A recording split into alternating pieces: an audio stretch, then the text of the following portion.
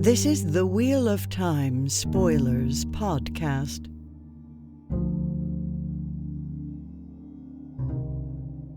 Happy birthday to the podcast. Yes, yeah, thank you. 9 years. Holy crap, dude. 9 years. 9 years. And for those of you hearing this recording, it's a little bit longer, but 9 years. It's 9 years to the day of us recording, of you releasing the first episode. Yes, That's yeah. So we are currently recording on April 21st, 2026. And the first episode of What Spoilers was published on April 21st, 2017. That's so long ago. It feels like a lifetime. So it feels like a long lifetime. ago. That's before I changed majors. That's before COVID. That's It's before a lot of things. Personally, it's been a ride. It sure has. And also, it's worth really starting to mention that means we are 1 year from the end. Give or take, but yes, that's the goal. Yeah. Our goal is to massage the podcast to conclude on its 10th birthday. So we are a year from the end of this project. Plan subject to change. No guarantees there. There's a bit of an error bar there, but that's the plan, which is wild.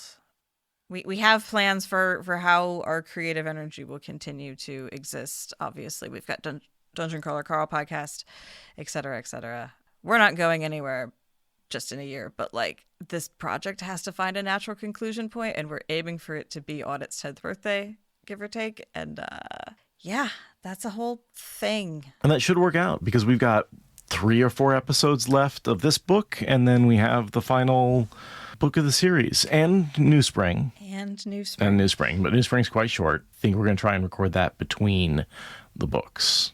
Yeah, we're still figuring it out, but just letting all the autistics out there know change is coming. You gotta start bracing for change. It'll probably be about a year, but yeah, kind of expect us to because I do feel like even going back and reading Eye of the World and saying this is brilliant, I don't have anything else to say about Eye of the World.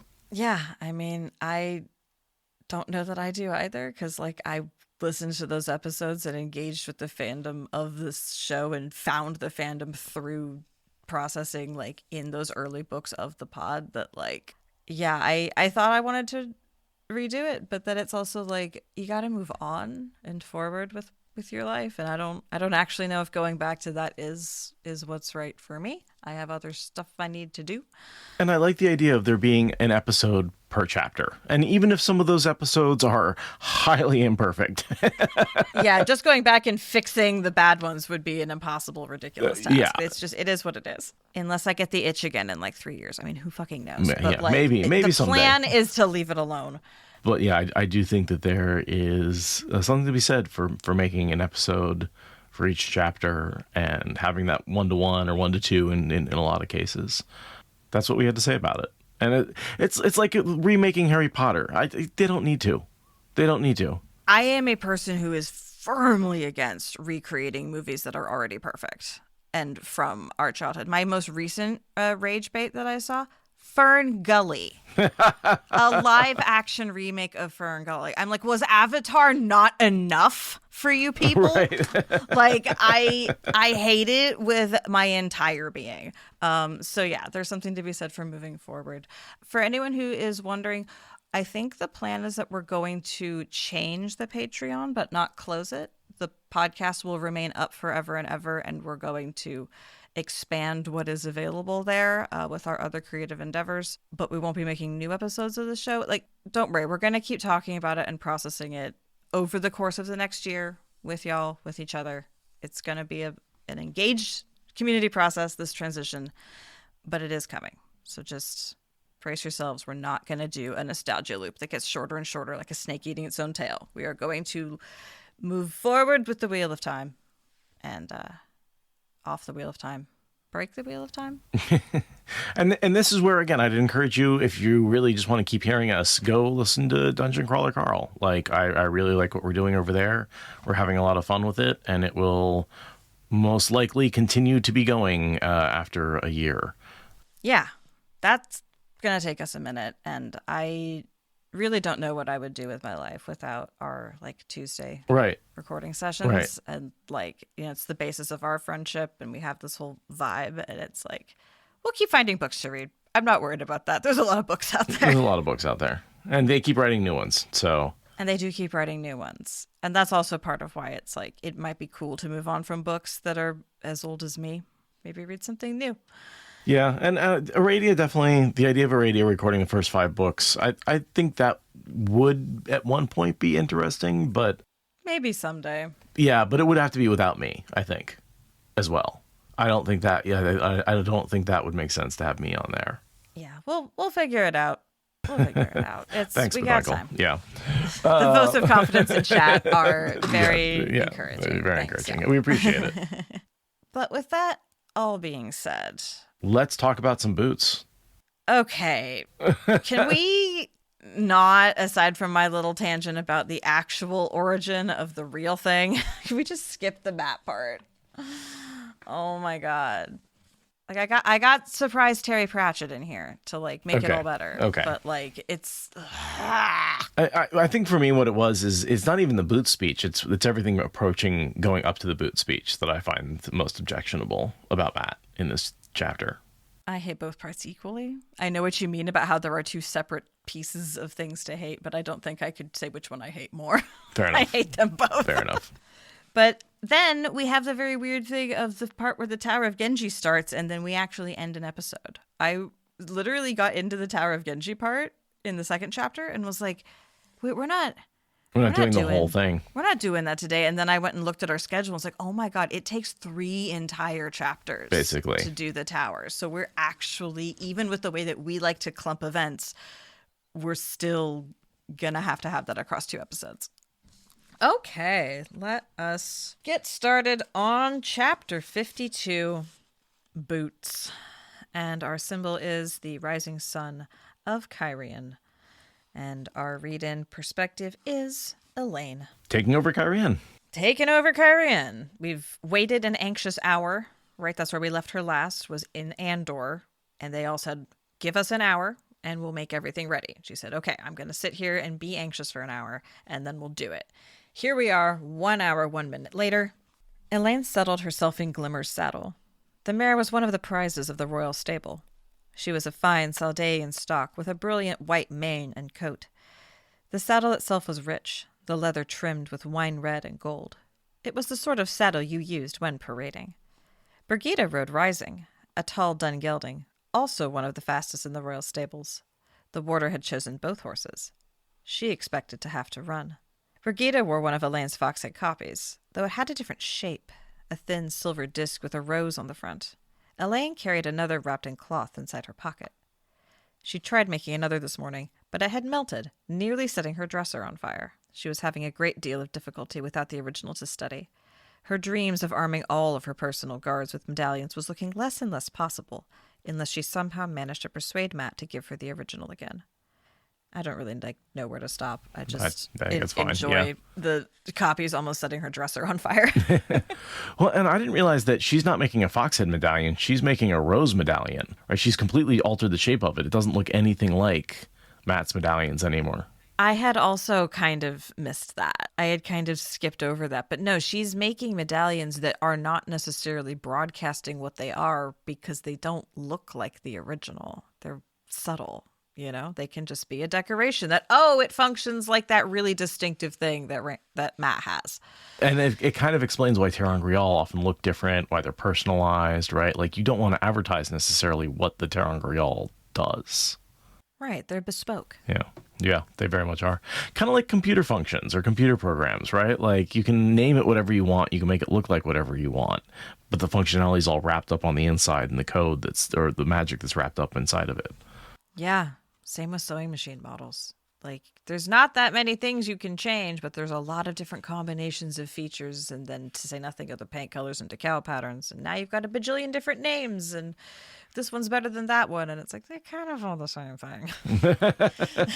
They all stick a needle through cloth with pulling thread, yeah. I mean, there's a lot that's different, but, like, there's a lot that's marketing. Yes. Listen to Used to Sew for more. Nice plug. And then Birgitte, you're becoming more foolhardy by the day. And then Elaine's response, oh, come now, this is hardly the most foolhardy thing I've done. I thought that was pretty funny. Oh, yeah. I don't know. I don't know. I laughed at that. Yeah, their banter there is pretty funny. And just Elaine being this, like, irresponsible with her own safety thing. I don't know. It's almost like the nod and the wink to my babies, right? Like, a little bit. But it's also buried inside this conversation about Birgitte being more irritable, which is something she actively apologizes for once she gets ghosty again. Remember, she comes back from Tel Aviv and Riyadh when the horn gets blown, and she's like, I was being so irritable and ridiculous these last few months. I don't know how you could put up with me. This is one of those moments where Elaine's like, you don't like anything lately. I swear, you're becoming more irritable by the day. Like, Birgitte actively apologizes for this, where she's just worrying. Everything she does is worrying, and she's not, gallivanting and freewheeling. And I wonder how much of that is her seeping back into Tel Aviv and Riyadh and her kind of splitting.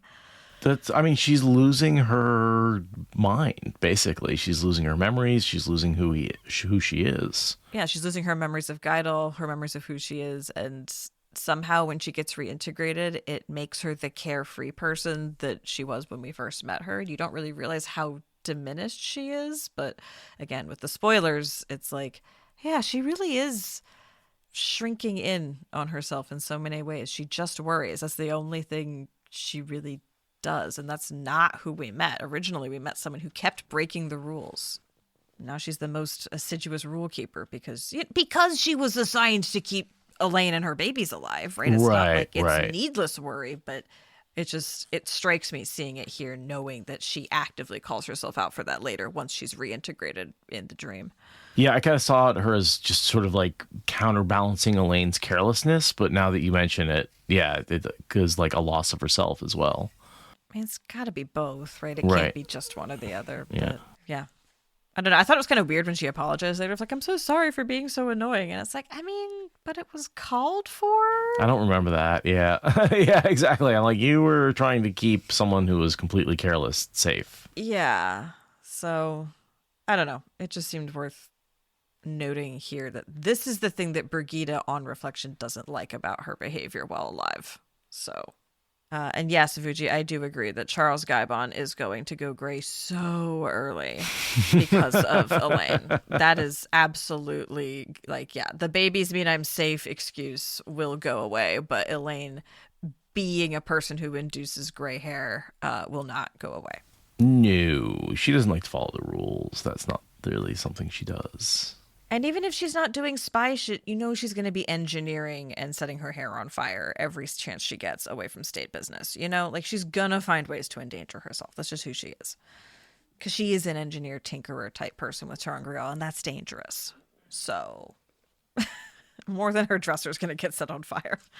Yeah, no kidding. Jesus. Just think about the explosions and the eureka moments as she comes out with her hair all burned off on one side and I figured it out. It's like, oh my God, Elaine, not again, please. Why? Right, it's gonna be Do we have to rebuild that side of the wing, that wing of the palace again? I was thinking she's going to have a special estate where she goes for experimentation just so that way she doesn't distress the citizens of Cairhien and endanger the historic palace. She's has a gateway that she can go through for her scientific experiments out in the countryside. Exactly. She's riding into Cairhien trying to not look like a conqueror. Even though she is a conqueror, totally. Peaceful conqueror. Yeah, but the place is in chaos. It has no official ruler, except Rand, kind of, even though he's abandoned them. But he's given it to his... He said he wants Elaine to have it. So any authority that he has is transferred to her. And she even says, she's like, I take his help on this one. Yeah, and it's been effectively being run by an Aes Sedai who's been trying to hold it in trust for Elaine because Rand isn't here, and it's been a whole thing. Oh, poor Cairhien, man. They have been through the shit between the Aiel I know, War. the last quarter century has just been rough. It's been real rough. The Aiel have swarmed over them twice. Right. They've had ridiculous rulers, absurd wealth inequality, and refugee crisis issues. And Tom keeps assassinating their king. It's really been tough. Okay, so we are 1 day away from the meeting with Rand. That's our little timestamp here. We are finally starting to get the timelines aligning. And then we get 3 kinswomen's names who I don't recognize, coming up with Elise, who I do recognize. And they're kind of her subtle otter guard that don't look like Aes Sedai. But are Sarisa, Kima, and Nashia fan names, random inserts, or am I just forgetting that they existed back in book 7 or whatever? Let's look them up, because I did not beforehand. Sarisa does not have a fan name, although this is the only time we see her. Yeah, no hits on any of these. These are all just single-serving people who never show up again and aren't named after anybody. Why? All right, fine. Whatever. Yeah, this is, as far as I can tell, according to Wiki, first and last appearance is in this chapter, and they're not named after anybody. Well, that's boring. You're like, I thought I discovered something. Well, I noticed some names, and I was hoping that there was something there. The next thing that I have is this line: a would-be assassin would have great difficulty picking her off without first hitting her friends. So it would be for the rest of her life. And I'm just like, that's a rough thing to think about. And also maybe that's a reason to dismantle such intense vertical hierarchies and not have a monarchy. What, you don't inherently think one person's life is worth more than the people around them? Communist. I mean, when that person's a baby, yes. But like, you know.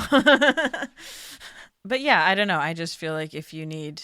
I mean, obviously some people need bodyguards because they do work that is not seen with favor by people who have a monopoly on violence. Right? Sure. Like the concept of bodyguards doesn't inherently mean that the person being guarded is like a bad person. Right. Obviously. And sometimes you have to make choices where you're going to screw over somebody. And like, you need a bodyguard from one of those groups of people. Yeah, that's a thing that exists. But, you know, just looking at the pro-monarchy angle of these books and the fact that this is our best monarch situation, I'm just like, I don't know, maybe you could just not be a monarch because I'm a cranky wannabe anarchist. There's an aspect of Philosopher King in Jordan's works. This idea that if you are this intelligent, good person who is hardworking and stubborn and believes in the right things, you can do a better job of ruling over people than someone who's greedy and selfish, and that it's worth putting those people in charge. Sadly, he's not really bringing in the power corrupts aspect of any of this, right? Because all these characters, all of our main characters go from the idea that, oh, if they have a good upbringing, they will not be corrupted by the power that is granted to them. It's a really nice fantasy. It's a really nice, that's why it's fantasy. And that's why we read about it here, and it works here. And that's probably why I should stop harping on it for being unrealistic, because it is supposed to be our escape into fantasy. Mm-hmm. Mm-hmm. But there is that the idea that, like, yes, if you put good people in charge, good things can happen. Yeah. And bad people in charge, bad things can happen. And I feel like that's not that far off the truth.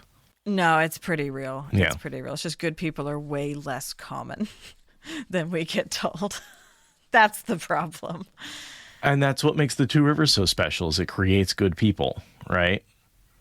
We see that in the Black Tower. We see that with all of our main characters. We see that with the White Tower apprentices who get recruited from the Two Rivers. They're always the best people in every situation they're in. The Two Rivers archers always do the right thing. Whatever, it's the Shire, right? There's something about this place that produces a certain caliber of people. And that's as much fantasy as anything else. Yeah, that's the true fantasy, is that there's this bucolic rural village where good people exist and have uncompromising moral fiber, and they will come forth and save us from ourselves. Because the rest of us are corrupt city people who will never. That is the core of Western fantasy. It's amazing that, no wonder people in the rural, like, countryside love these books, because they're like, I get to go save those city folks from themselves. Yeah. I like Portland. It's a good city. Wait, you're the country folk. Are you going to come save me from myself? You can bug out to my place when the zombie apocalypse happens. How about that? If I can get there without GPS, God, my sense of direction sucks. Just go west to hit the ocean and go south until you see, I don't know. Palm trees? That one river, that's my river. Oh, okay. All right. So in the city, we're kind of thinking about rumors and anxiety and this guy Lorstrom, who's going to be her biggest adversary in the years to come.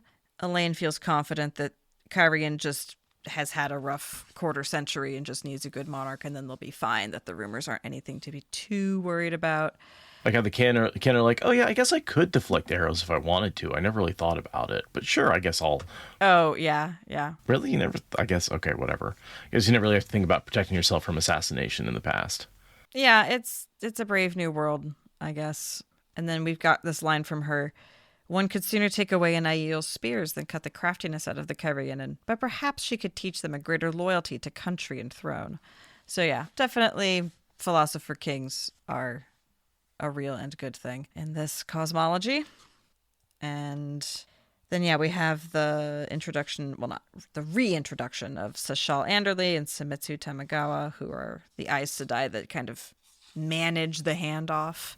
Right. The ones who were in Rand's employ and who've kind of taken themselves on as the managers of the city while he's been gone. And Sashal is a red and Samitsu is a yellow. That sounds right. Yeah. But yeah, they're loyalists to Rand, so it's not like a pit of vipers for her to walk into on that front. Oh, I'm curious about Sashal's background. She's a red who's loyal to Rand. How did she get involved with Rand? It would have had to have been through the Elida situation, the Lord of Chaos, Dumai's Wells. She was stilled. She was holding his shield. Oh, she's that one. Yeah. She's the one that the Wise Ones kind of took on as a special project and like brought into her Wise One post Aes Sedai hybrid state. And Dahmer Flynn heals her. And then Flynn heals her. So she's an Aes Sedai again, but she has the personality transformation of having gone through that stilling and rehabilitation process. And and that's why she's loyal to Rand. And she's not truly a red by the logic that Lyanna and Swan followed, right? She's between Ajas. She can choose where she's going by that logic. She's a Dragonsworn sister. Is she one of the ones who Varen compelled to swear to Rand?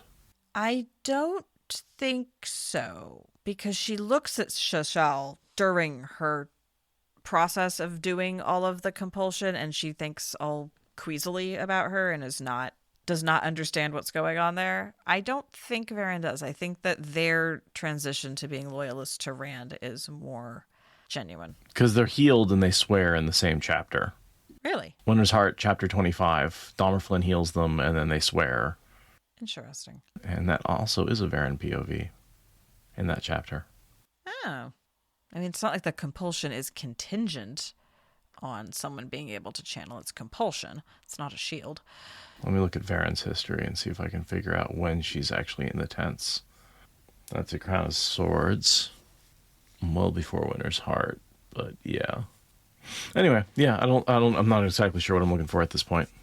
Evidence of why Sashal swore to Rand. Maybe it was just as simple as we figured out how to cure that, and so we'll pretend that we won't give it to you unless you swear. I don't know. I don't recall if we get specifics of that. But regardless, she is loyal as far as I know. I don't recall a great betrayal from her, so... Yeah, because Codswain is the one who tells us that they've sworn. She doesn't really say why. And she says not to trust them. Okay. Well, something to Varen. And then, Elaine talks about how she doesn't really mind Rand's help taking the throne, but she kind of minds it, but she doesn't really mind it. And then, the Cairhien The Cairhien nobles are being models of propriety. None would show anything like a Lorien's audacity in Andor. Oh yeah, and then we have Birgitte and the throne, which is a fun sequence. That is fun. Yeah, where she just basically checks it, finds the poison needle, and then insists that she has to, like, basically do everything that Elaine would do, which is physically sit in the throne, and everyone gasps because that's, violating propriety. But of course, it's like, no, you want the bodyguard to take the poison needle, not the queen. Right, and it's like, this is the throne, and who gets to sit in the throne's a big deal, and this is an investiture ceremony, and she just, like, plonks her ass down. First, she ruffles the cushions like it's a normal chair, finds a poison needle, so okay, that's justified, but then just sits her ass down like it's a regular chair, and it's like, that's the throne, right? Like, people who are all invested in this kind of crispy social hierarchy. It's sacred, but yeah. Birgitte literally just found a poison needle. She's taking no chances that there's like a bomb or something planted under the chair, right? And she's still the Birgitte in terms of being willing to break the rules and do things against the grain. It's just she's doing it for Elaine's safety now instead of for fun, And she always broke the rules for the greater good, right? She always broke the rules to protect people. Yeah, she's incredibly good. And she's incredibly self-sacrificing. And she does have a little bit of fun here. Just like seeing everyone be shocked and scandalized. And she's like, oh, I get to shock and scandalize and do my job? Sign me up. That's definitely one of the fun Birgitte moments for me, is her just like plot. Because again, we see how important it is to Elaine when Elaine sits down and like, this will have grand implications, my sitting in this chair, because it is this declaration of being queen. And Birgitte is kind of like almost stealing that thunder. Yeah, but also, like, dying on the throne would have not worked. So instead, it just looks like she's very well protected, and everyone needs to pay attention. Do we know who put the poison needle there? No idea. No idea why. No further information about it. General dark friendery, probably, because it would be so chaotic for the countries if she died. I don't even think dark friendery. I think it's just game of houses. God, that's dangerous for those people to have done that. And it could have been there for anybody. It could have been there for Rand. It could have been there for anybody who tried to sit on the throne, right? It might not have been recent that was put there. We don't know. Probably recent, probably for Elaine. I mean, I would assume so. Interesting that we don't get any follow-up on that. Seems kind of important. Yeah, Cairhien's kind of ignored after this. Moraine's country of origin deserves more respect. Yeah.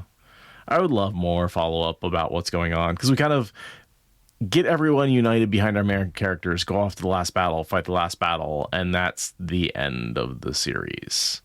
And so there's a lot of like, what's going on in these countries that we'll never get to know. And so, yeah, Elaine basically says, I do not demand your trust, but I do demand your obedience, and that obedience is to march to the field of Marilor tomorrow. Right. Yeah, we're going to the last They're battle. just like, oh, that is moving very fast. That's so much faster than we thought anything would be happening. Because she's like, first of all, shit's going down. We have to go. Also, I can't give you people time to think about what's happening. I need you to just start obeying me right now, because we don't have time for dilly-dallying, because as aforementioned, shit is going down. It kind of reminds me when Rand is like, we're going to go, and everyone thinks he's going to say, like, attack Ilion. And he's like, nope.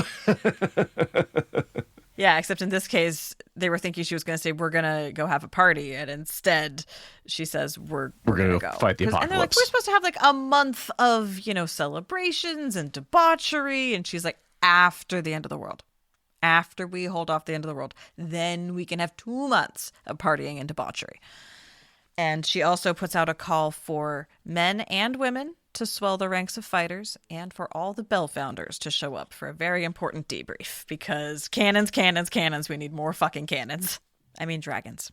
And she talks about how she's half Cairhien, and that's her, legitimate power base. And that the Dragon Reborn wants it this way. Don't question the Dragon Reborn. Just don't. Just don't. Do that. And in a lot of ways, she's cutting through the house, the game of houses. Yeah, she just took a machete to the red tape that is Cairhien in politics. She just took an absolute multiple machetes, machete in each arm, just whirling through all of their carefully constructed tight ropes.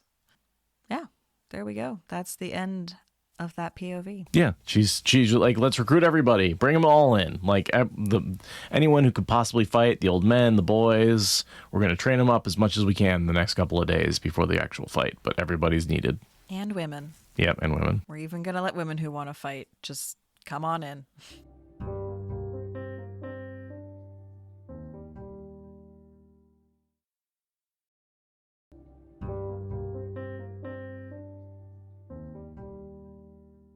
So then over to Matt. And now for the eponymous eye-rolling portion of today's readings.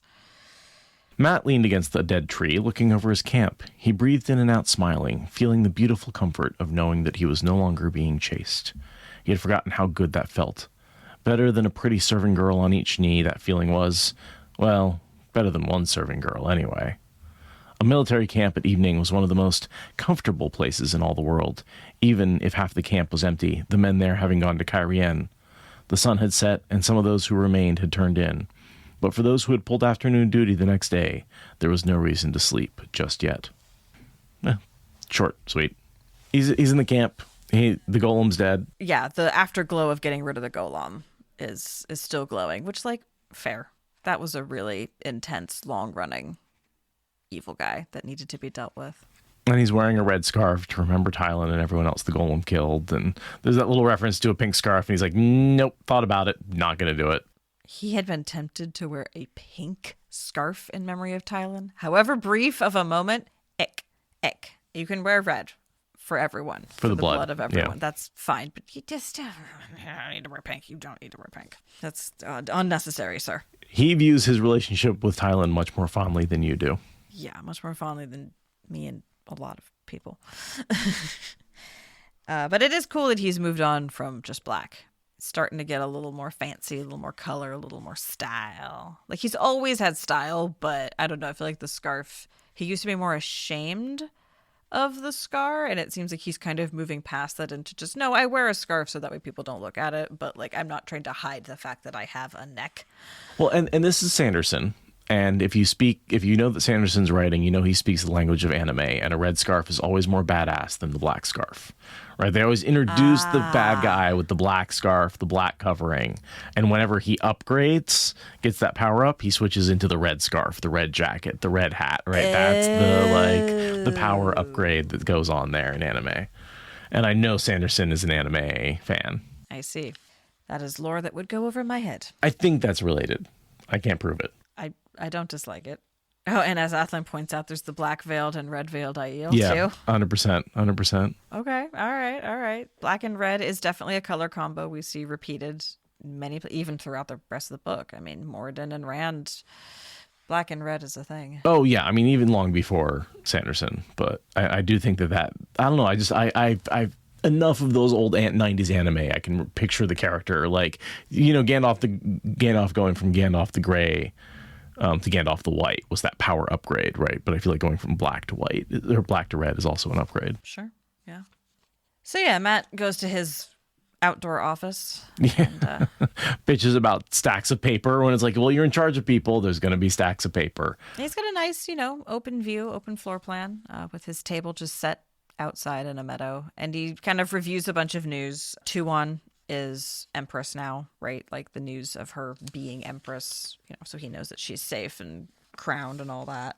News about Rand, news about events. What do you think about the Seafolk Seanchan alliance? You think that's bullshit? Yeah, I think he's right that it's just the misidentification of all of the ships that got stolen, because he would be more aware of that disproportionality than others because he sort of triggered that massive great right. escape with all the boat stealing. Right. So I think that his interpretation of that rumor is correct.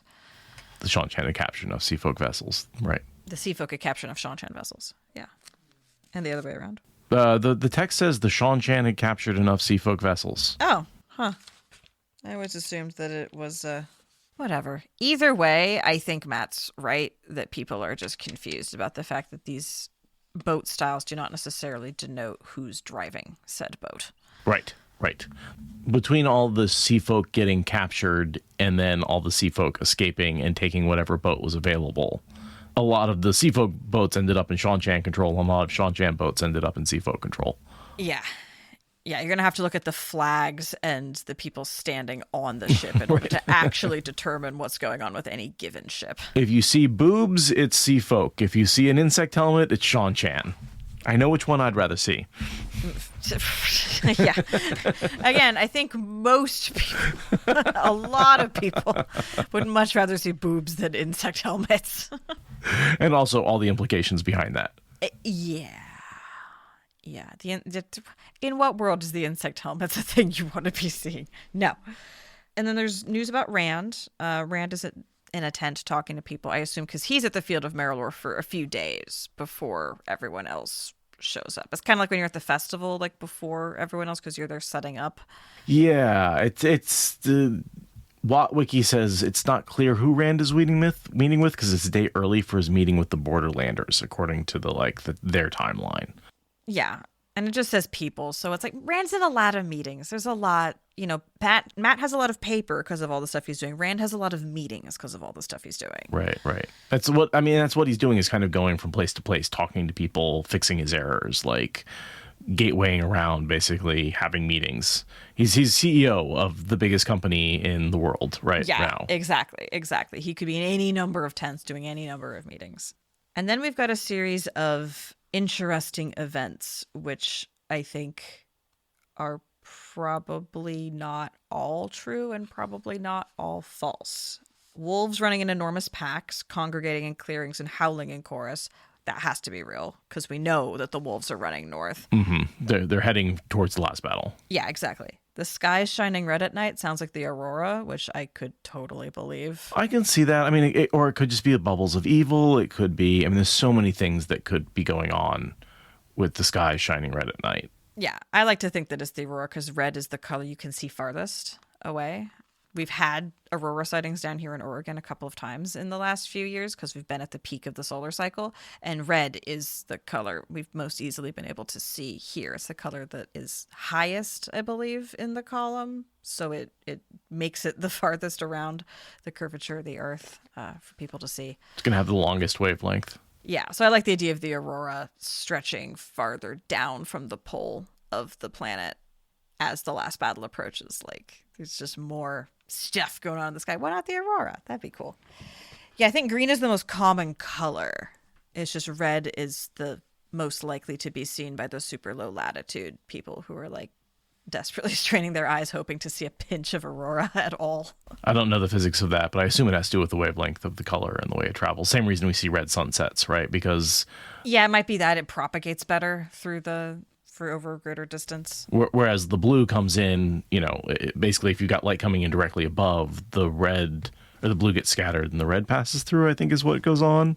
And then the sun sets the other way around. Yeah, that totally sounds right. And yes, you absolutely can look down on us from Finland, Fuji. That is completely, you're right, both geographically and morally. But, we're down here at 45 degrees. We don't get auroras very much. Livestock lining up in all the fields, all facing towards the north, watching silently. Do you think that's real? I mean, that sounds like an exaggeration of all of the farmers taking all of their livestock and heading in massive caravans north. Maybe some of the animals are doing that, but I think it's more an exaggeration of just the fact that the land is collectively disgorging its resources to the north for the war effort. I think there is some pull, right? Because we've seen he opened up the prologue with people being pulled north, and I think everyone's feeling that.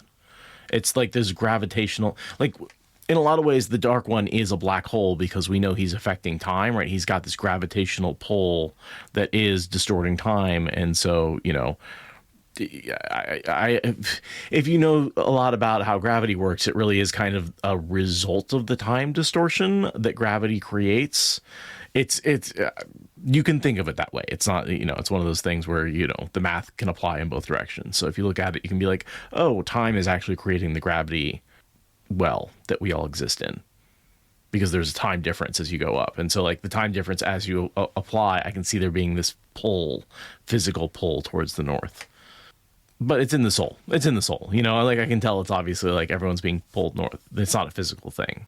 But it goes well with the idea of there being greater geomagnetic storms to the north that are making the aurora. right? It's just, Oh, I like that. I like you that. can actually tie those together, that like because there's more of that shenaniganry happening, it's making both things happen. There's a stronger magnetic pull. There's a stronger reaction in the atmosphere and in the brains of creatures that have any kind of magnetic directionality. Sure. Yeah. I like it. Why not? Why not? Yeah. Because we know things align with magnetic fields and stuff. And so if you have like a distortion of the magnetic field, maybe that does cause everyone to line up in one direction. Particularly when there's like metaphysical, psycho-spiritual, reality bending aspects to it. Like, absolutely. Absolutely. As above, so below. And the last one is footprints of shadow spawn armies in the middle of fields. I just think you've got shadow spawn traveling all over the countryside. Being stealthy and specifically avoiding razing villages. Perhaps they don't say where, right? They don't say like, but they could be coming through waypoints. Oh, through more portal stones like what Perrin Portal had stones and seen. waygates. We know they're moving through both. Yeah. Right, because they're moving through waygates because Cairhien's about to get attacked, like tomorrow or the day after. That's true. So maybe these are all true, actually. Maybe there's no rumors here whatsoever. I don't think there's any false rumors. I always think the rumors that they dismiss is like, oh, these things smelled of simple heresy. Hearsay. Is it hearsay or heresy? This is hearsay. This is not spelled like heresy. Okay. Heresy is a different word. This is hearsay. Hearsay. Simple hearsay passed on from farm wife to farm wife until they reach... I think the second a character goes, oh, this is bullshit, it's all true. Also, he immediately pulls out Varen's letter and is tapping it on the table and playing with it, which, the Waygate thing. Yeah. He reads about mysterious shadow spawn footprints in fields of armies that can't be tracked, and he reaches for the letter because the pattern is like, oh my god, dude, how are you this stubborn? It seemed like the most difficult thing he'd ever done, resisting the urge to open it. Yeah, because the patterns, because you should be opening it. Like, because you're being trust ridiculous. Your luck. Absolutely. Very frustrating. And the pattern's like, these rumors apply. Yeah. Annoying. All right. So moving on from that, we finally get to the thing we've been bitching about off and on this whole thing, the Satala Anon Matt Boots encounter. Well, first of all, he makes a point of telling you that he doesn't look at her generous, huge, giant, enormous, big, large bosom. Bazonkazonks. Yeah. Yeah. I don't look at that at all, and how giant it is. Yeah. Yeah. It's a little Matt. There is that like, oh, I don't look at I make a note of that for my men, not for me. Yeah, we're still doing that. Whatever. Annoying. He's a married man now. He wouldn't look. And then I feel like she tries to be Sanderson's fourth wall breaking, where she says, "You don't shock me anymore. I've realized the things you say are off. I didn't intend to do that." And it doesn't hit for me. That fourth wall breaking does not land for me, because Matt didn't say things to be shocking. No. Until Sanderson tried writing him. Exactly. And it's the thing that we dislike the most. So Satala Anon, you're wrong. No. Stop. Satala on speaking the words of Brandon Sanderson, you're wrong, right? He's never there to shock. He legitimately believed the things he said, and other people just took them as shocking. That's what made it effective. Yeah, and then even here, he has Matt say, like, what? I don't understand. That's not how I am at all. And it's like, yeah, that's correct. You aren't like that, except now you are, because that's how Sanderson's writing you. And it's supposed to be this funny, haha, men don't understand things. Like, even at the end of this, when she's like, oh, so you're using this as a metaphor, and he's like, metal, what? I'm just talking about boots. Like, it's supposed to be this weird commentary on how, like, women think about things totally different than men. And I just, that's not the Matt that I know. And it's not nearly as funny as I think Sanderson thought it would be. Yeah. This is Wayne from the second Mistborn series is very much this humor and this character. And, it's a choice. Yeah. Yeah. So we get a letter from Jolene. I'm assuming that came through a gateway. I don't really know. But basically what that says is the whole caravan that Vannon and his soldiers were accompanying back to the White Tower. So Bethaman, Sita, Julian, Thera, Aeginin, right? All those people have arrived in the White Tower so the rest of his soldiers can come back from that excursion. And we also know that Egwene can now be like Elaine's warder, and like all of that whole plot line can start because these people are now in the White Tower. Yeah, Egwene's warder, but yes. Did I say Elaine? Of course you did. Of course I did. Fuck. You got one more year to perfect this. Otherwise, It's we not have like to go I back don't to know the beginning. difference. It's not like I don't know the fucking difference. I hate that my brain cannot fix those things. So, and yeah, Jolene apparently had nothing but praise and respect for Matt, and Matt doesn't believe it, and I don't know what to say about that. Because he doesn't believe that other people can see the truth, that he's actually a really good guy. Or at least he used to be before Sanderson took over. Yeah, I don't know. This Matt is just so inflexible about understanding that other people exist. Yeah. There's no empathy in his brain whatsoever. Yeah. So then Matt asks Satala about what it's like being stilled. Yeah. I'm not totally sure why he asks. I think it's just this rare moment of him actually being curious about someone else's experience, which I just criticized him for not being capable of doing. So I guess I get to eat my words there. But he doesn't do anything with it. It's not... Why do you think he asks?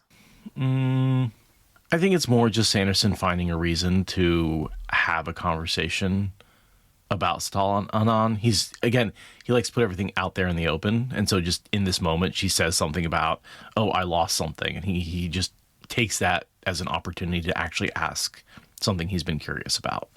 Like, what is it like to lose? Because, like, I feel like he's been around enough Aes Sedai.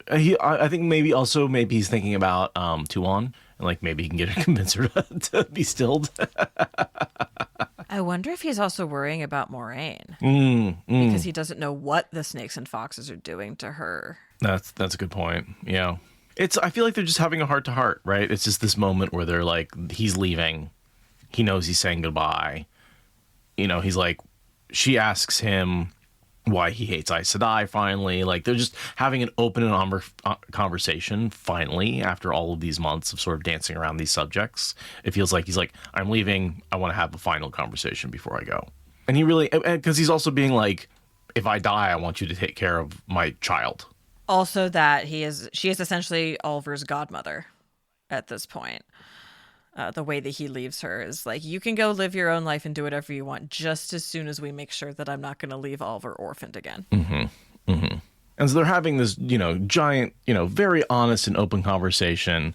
Matt does his boot speech, which I don't think we need to talk about that much. I just have the correction of the fact that I have a small thing to say about it. But... Okay, say your say. I don't have much to say about the boot speech. Okay, so the boot speech sucks. We all know that. The boot speech is stupid and terrible and dumb, and we don't need to care about it. But it always makes me think, isn't there this other thing about boots where it's really expensive to be poor, right? There's this whole rant about using boots as a way of understanding the cost of being poor. And so I went onto the internet and I looked it up, and this is a Terry Pratchett reference. Terry Pratchett has a character called Sam Vimes, who goes on this whole rant, the boot theory of socioeconomic unfairness. That is a Terry Pratchett rant, and it is nothing like this stupid Brandon Sanderson boots rant about how rich people are dumb for having too many boots. Terry Pratchett's rant is about how a rich person can afford to buy one pair of boots that kicks ass, whereas a poor person will continue to buy shitty pairs of boots and do shitty repairs on them and continue to have wet feet and much less money than the rich guy who has dry feet and doesn't have to keep spending money on boots because he could just buy the good boots in the first place. Totally different than Sanderson's conclusion that only honest, upright, moral people would understand that you only need 3 pairs of boots, and anyone with more pairs of boots than that is morally corrupt. Completely different takeaway, but they're both rants about boots. And rich people versus poor people and how they treat boots. This feels more like Matt complaining that his wife has lots of shoes in the closet and is like wants to go shopping for more. Right, which Talmanes is his wife, to be clear. Talmanes and Matt should have been a couple. Talmanes is Matt's husband. But yeah, there is a good boots rant out there, and it's by Terry Pratchett. That's my rant. But yeah, no, this literally is like a gay man complaining about his husbands and all the shoes that are in the closet that he has to carry around. Yeah. Like exactly. Which is adorable because Matt and Talmanes should be married. But yeah, Way more so than Matt and Tuon.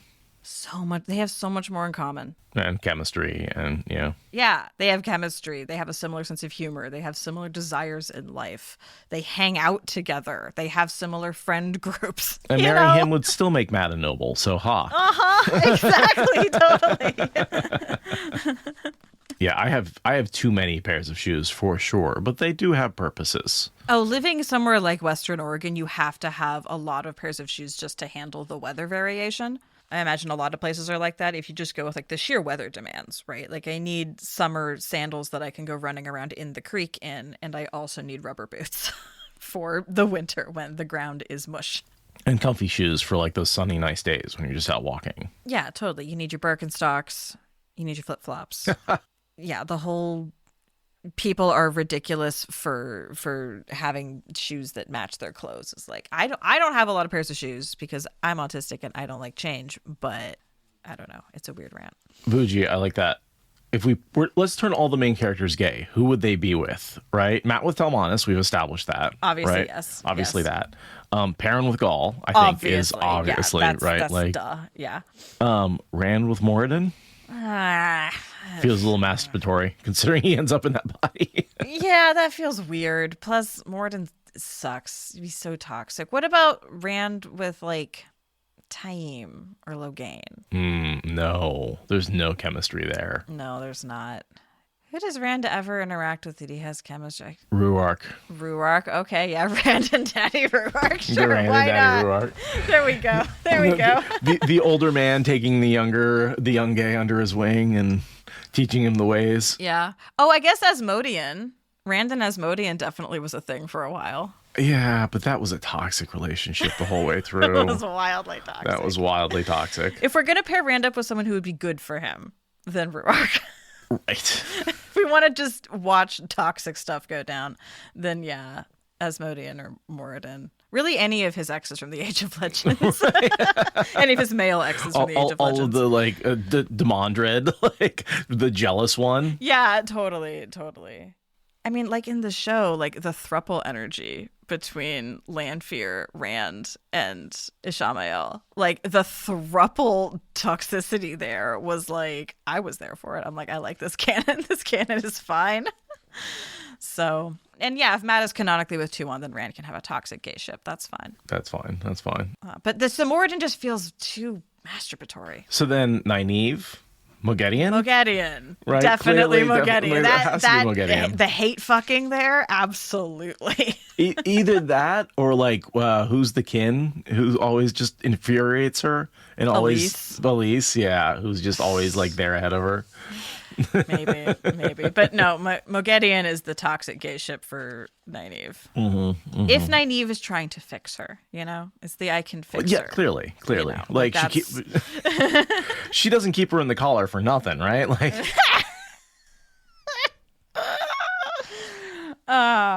Anyway, we could go down this rabbit hole all day. I know a whole server where people have done this. It's true. So we can return now that we're done with clearing our palettes from that little boots thing. Right. From the boots. Yeah, we have the part where he essentially nominates Satala to be Oliver's godmother. Oh, can I say the other thing I really hate about the boots thing is that at the end of it, Satala says, "So this is the metaphor you're creating." And I'm just, come on. Come on, Sanderson. At least leave the metaphor unsaid. Really? But it's so you can show how men are just dumb little boys that happen to know things, and women have to use their big, fancy women brains in order to comprehend something that's so intuitively understandable to our sweet golden dice boy. Bleh. Yeah, that I think is what really ruined the Boots speech for me, is like saying, okay, now I'm not even going to let you interpret it. I'm going to interpret it for you through this, Satala on self-insert. Annoying. Yeah. Bleh. So yeah, then we kind of wrap up the chapter with him turning his attention to the Tower of Genji and how it was so difficult for Birgitte and the concept of rules. And that's kind of how we waltz our way out of the chapter. Well, and him tossing the letter down on the table for Oliver to find later, of course, and open. Yeah, if you won't do it, maybe your son will. Right. There's that basically, that's, I feel like, what the pattern here was saying is like, either open it now or put it in a place where somebody else can at the last minute, at least, I'm not going to say save the city, but react to the invasion. Yeah. Yeah, they would have saved the city if Matt hadn't been so goddamn stubborn. Maybe not saved the city, but given the city a much better fighting chance.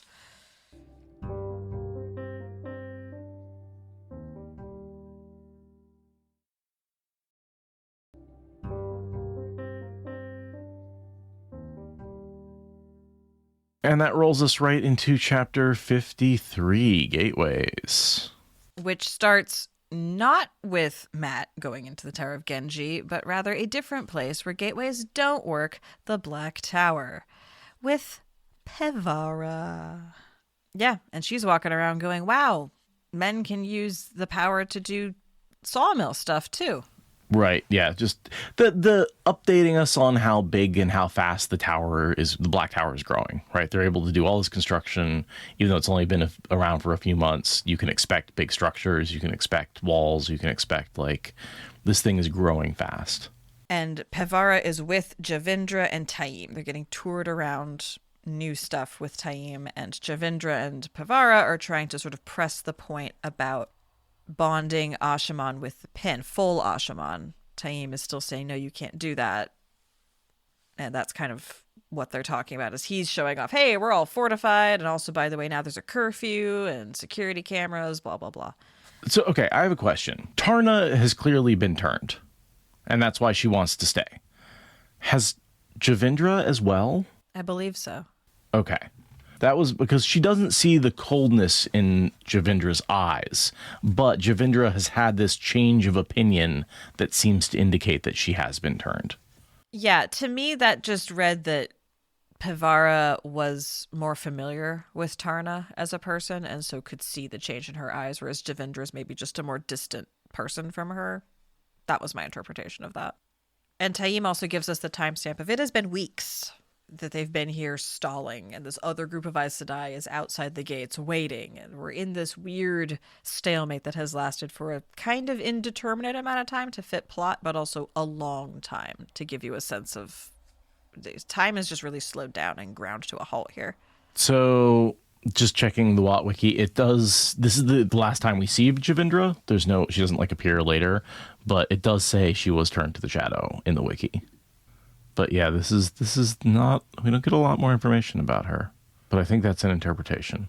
Probably from this chapter. Yeah, that's just based on this. Yeah, so they're, only 6 of them, and they haven't picked their ones, and there's a lot more of the rebels outside, but there's all these factions happening, and Taim doesn't really care because he knows that the noose is closing in, right? He's looking at Pevara like a piece of meat, like a piece of prey, right? Because he knows that he's been turning more and more Aes Sedai every night, right? He knows that the list of sisters he has yet to get to is running perilously short, and that Pevara is one of those few, right? And because it's easy for them to turn women because they have a bunch of Ashaman, and it's easy to turn someone of the opposite gender. That's why they're having trouble turning Logain, because they don't have any females in the circle to turn him. Right. You still have to have 13 in order to turn someone, but it becomes like a non-negotiable for the turnee.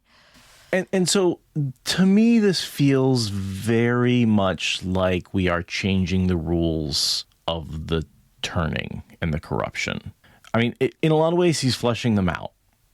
But my understanding up to this point is basically 13 channelers, 13 Murdral. It's not like something you can resist. It's not a process. It's just something they did to you. And the whole thing with Logain being under the control for multiple days and going under torture and having to break and being able to resist, I don't know, that felt like a very significant change in terms of what I understood the process was of corrupting someone to the dark side. Maybe it's just that they don't have 13 Murdral on hand at all times, so they're trying to convince him with less. I don't know. Yeah, and then it's not clear to me if you can use someone who was turned to as part of the circle. Seems like you should be able to. Yeah, that's weird. You think, you could have done exponential growth, like bootstrapping your way through converting everyone. There's only 6 of them. That's what I'm saying. I don't know. That's weird. And he's turned at least a couple of them, right? It seems odd to me that he hasn't grabbed Pevara at this point. Yeah. This seems like it's a slower burn than it needs to be. So yeah, then Taim gives us this weird metaphor about seeing a bird choking on 2 fish and then taking all 3 animals for his dinner. It's blatantly saying, hey, I'm a dark friend, and like I'm letting the White Tower and the rebels, fight it out, and I'm just going to benefit from both. Yeah. He's like, you're a small fish and they're a big fish, and the tower is a bird and I am me. That's kind of how I think more it's you're a small fish, they're the bird, they're going to choke on you, and I'm going to feast on both of, basically take advantage and have both. But then he's keeping the groups apart so they can't. I don't know. It feels like a very tortured and meaningless metaphor for him to just be evil through. Right. Because like the thing they're choking on is the fish. I would assume the fish are the Ashman they want to bond. Yeah, sure. And trying to bond them is going to choke and kill both of them, and then Tam will feast on the remnants. Yeah, I mean, he's going to turn everyone, male and female, right? That's his plan, as whether he's actually a Forsaken, if he's Demon Dread, or if he's an aspiring new Forsaken. Either way, he's going for a Black Tower full of turned male and female channelers. And I feel like this goes back to the a fish can't teach a bird to swim and a bird can't teach a fish to fly metaphor. Right? That's why you I have hadn't a even fish thought and a bird. about that. A That's bird actually choking on a kind of fish. clever. Yeah. It's still a dumb metaphor, but at least bringing that other saying back into it. All right, that's a little more clever. And the dark one wins when you fight with each other. Exactly. Is maybe exactly. the metaphor takeaway here. When the men and the women are fighting, you have. So yeah, I guess the fish in this case would have to be the men. The bird would have to be the women. Yeah, and Taim is the dark one, the side of who's evil. Feasting on both of them. Yes. I think in this case, Taim is just Taim feasting on both of them, right? Like, yeah. Well, Taim is a bad guy who's trying to kiss up to the dark one. So, Yeah. Mentions how the Ashaman are brutally beaten and forbidden healing, but the Aes Sedai are given deference that borders on mockery. And then she tries to convince Javindra, like, maybe we've been reaching too far. Maybe we just grab a few and we bounce. And Javindra says, no, I've completely changed my mind for mysterious reasons. Because I've learned so much, like how to worship the Dark One. Yeah, and unfortunately, Pevara was having a great difficulty reading Javindra lately. Right? There's all these senses of like something changed recently, but you'd think recently would be like last night because of the speed at which they're doing this turning thing. I don't know. And then Javindra mentions, well, we're safe because, we've got gateways. That, is not true. But Javindra's using it as a means of trying to get Pevara to chill out. Well, knowing probably that the gateways can't be formed because of the dream spike. Yeah. Because, I'm 100% convinced that Javindra has been turned at this point. Yeah. Because they all do eventually get turned before, because Pevara's the only one left who's not turned, right? Yes. Yeah, so she's, kind of starting to make her plans to get out of here. She's like, yeah, maybe I could take 3. I don't know. Oh, yeah, Pevara. You can handle 3 warders at the same time. Oh, yeah. Sigh. She's like, oh, man, the implications. She is not thinking about them in a sexual context, I don't think. No, I don't either. But there's just a couple of lines here where I'm like, Sanderson, did you mean to write that? Did you phrasing? Yeah. But she does actively think down here in the next paragraph about how she thinks it's weird that the women that are bonded to the Ashaman the Aes Sedai that are bonded to Ashaman are trying to convince them using various methods. And it's crossing this line. And so, yeah, she's not we know interested what line that is. Yeah, exactly. So she goes to her hut, to Tarna, who's the Aes Sedai she trusts most, the one that she's intentionally bunking with, the one that she's sort of sharing the leadership with the most. And Tarna, she knows well enough to see that something is different at a soul level. There's something cold, and right? She tries to convince her that they should go, and Tarna's like, nah, we're good. And then Pevara she doesn't exactly lie, but she gets real damn close to it with her self-preservation as she sort of obfuscates how intensely uncomfortable she is in front of Tarna. What does she say? Well, you may be right. This expedition was your suggestion after all. I will think on it further, if you'll excuse me. Where she was in there trying to be like, we need to get out. And then Tarna says no. And she backpedals up to the edge of lying. She's like, yeah, you're maybe right. I'll go think about it some more.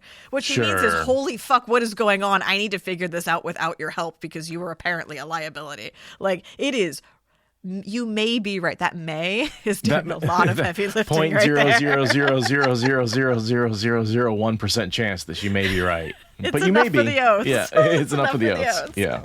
And yeah, she sort of scoots out of there and goes to run off to try a gateway to just say, can I panic bounce? And she can't. Because we have the dream spike. So we've had multiple indications there's a dream spike here. We know what it is from Perrin's whole thing. So, and this must be a different one because he's destroyed the other one. Right. But now the people that are trapped know they're trapped. Right. This has been put in place without anyone who's intended to be trapped being aware of it. And now one of the intended victims has finally realized, oh no. Oh no. And I think this is partially what leads to the panic and the double bond of... Yes. Right, is because she's panicked. She does not respond well to feeling trapped. Multiple times she lashes out and does something rash because she feels trapped. That is a Pevara thing. And yeah, this definitely leads to her and Androl having the double bond. And yeah, that ends with her panicking over the weave of gateways not forming, which is funny because it's something you never had before, and now you thought you had it, and now you don't have it again, and that induces a panic. She took a risk she wouldn't have taken before if she didn't have gateways. She might have taken this risk in a very different way going into the Black Tower. But yeah, you jumped out of a plane, and now your chute isn't deploying, you know? And that combined with someone saying, "Oh yeah, by the way, the ground's a lot further down than," or Tam saying you can't leave, right? Yeah. So, oh, by the way, you don't have a backup chute. Basically, Yeah. is his Oh, we didn't think you needed a backup chute. Yeah, we thought the primary chute would be fine. Primary chute's not deploying, and you don't have a backup chute. Oh, shirt. Yes. Oh, forking shirt balls. Oh, forking shirt balls. Good Place was a good show. But that takes us to the Perrin POV.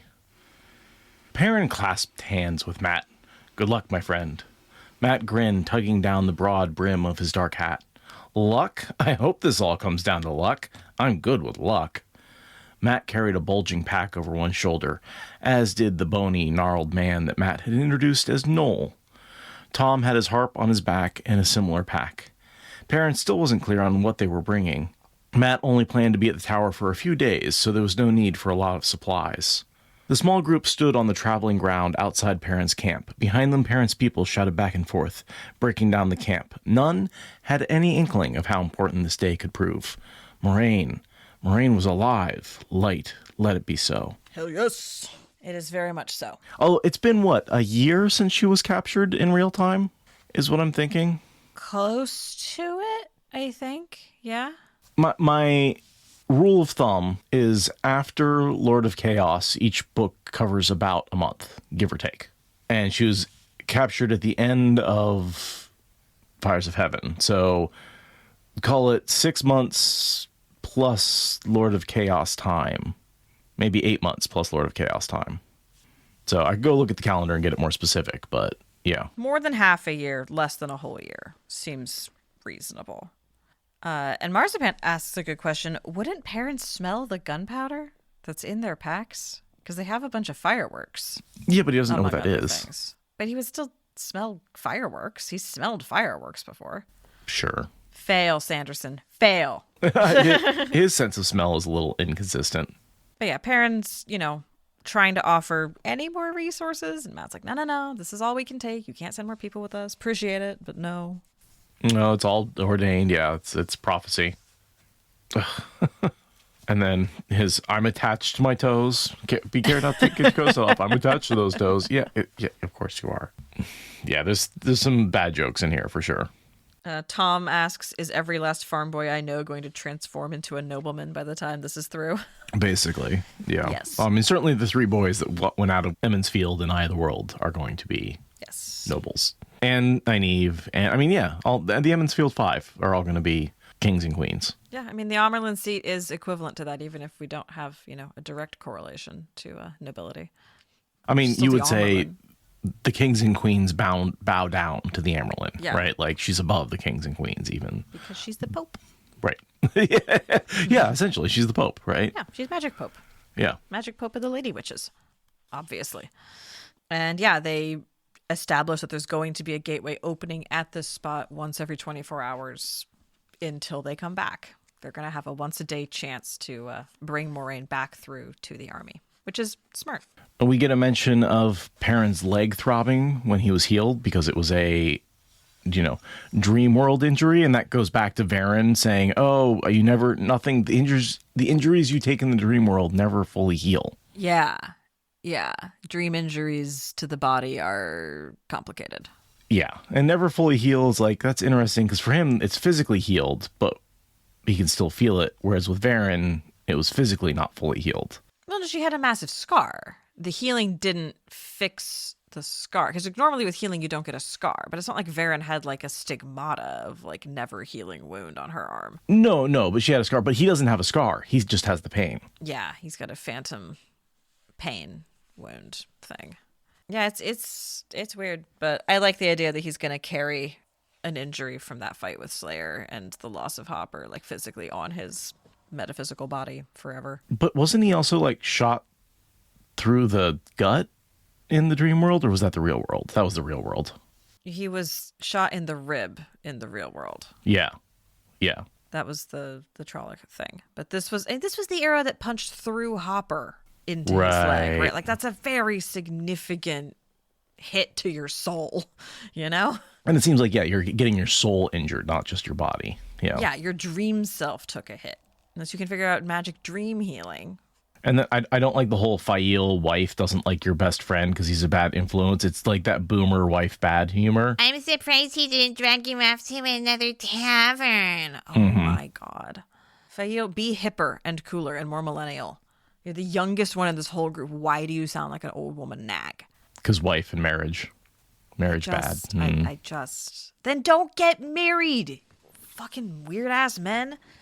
You don't like getting married. If you don't like marriage, don't get married. Or if you don't like your wife. I wish I could tell. There's so many people at my work where I just want to be like, if you don't like her, why did you marry her? Seriously. And the number of men, oh my God, I hate the wait and see when I'm talking about how much I like my wife. And there's men at work who'll be like, well, you just wait and see. Yeah. And it's like, oh, fuck you guys. You live such miserable lives. Have you never been sincere and had an actual emotional experience in your life? No. Yeah, wait and see how awesome it is to be married like 20 years later and be like, right. Damn, we really know each other super well. You wait and see how awesome it is to continue being married. That's what I say. We've been together for more than 5 years now, and it's great. So, Yeah. I do like, though, the moment where as soon as the gateway closes and Perrin hears about Matt, he immediately starts seeing visions of Matt because they weren't seeing visions while they were together. Like, that is funny. That's like, consistent. I just saw you like 3 seconds ago. He's like, I'm going to keep watching your progress. It would be kind of, it's like Find My Friend turned on, but like involuntarily. I mean, then you could just keep a conversation going about someone and spy on them continuously. Basically, yeah. As long as you're thinking about them, you know exactly what they're doing. Except, like, they don't really want to know. It's like, oh, thank God, at least he's clothed at this time. Right. Which tells you how much fucking he's been doing. I know. Rand might be depressed, but it has not affected his libido, apparently. Min is, as we say, that dump truck butt is definitely rests the world. Because upon that butt rests Rand's sanity. And upon Rand's sanity rests the world. I mean, there's no lies detected. Other than the lack of any actual evidence of Min having a dump truck ass, it's just the fandom has decided we're going with it. It's our headcanon. I mean, I'd rather that she have a dump truck ass than be yet another bookish waif because girls have to be tiny compared to their big, strong, masculine men. I'd rather she have thunder thighs that could just crush Rand's head if she needed to.